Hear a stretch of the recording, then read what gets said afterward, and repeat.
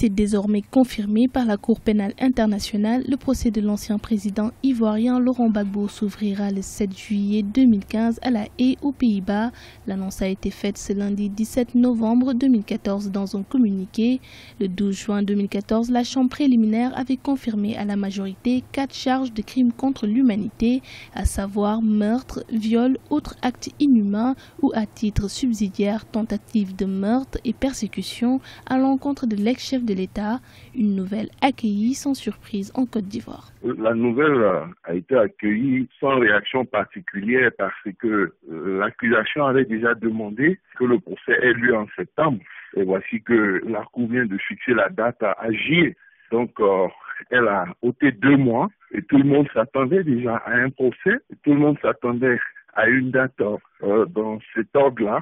Donc, il n'y a pas eu de réaction particulière, il n'y a pas eu de surprise. Au sein de sa famille politique, la dynamique et le soutien n'auraient pas faibli, même si un schisme à l'intérieur du Front populaire ivoirien semble se dessiner après le dépôt en octobre dernier d'un acte de candidature au nom de Laurent Gbagbo à la présidence du parti par son fils Michel Gbagbo.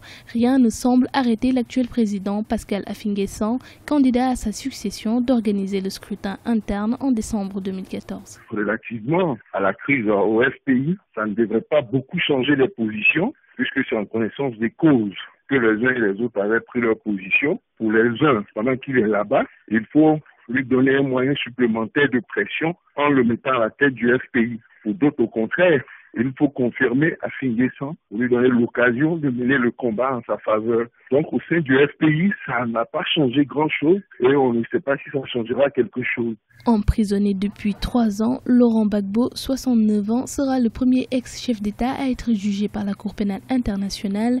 Pour sa défense, l'ancien président soutient avoir été évincé en faveur de son rival Alassane Ouattara, tandis que ses partisans dénoncent une justice des vainqueurs, car pour le moment, aucun membre du camp de l'actuel président ivoirien n'a encore été inquiété par la CPI.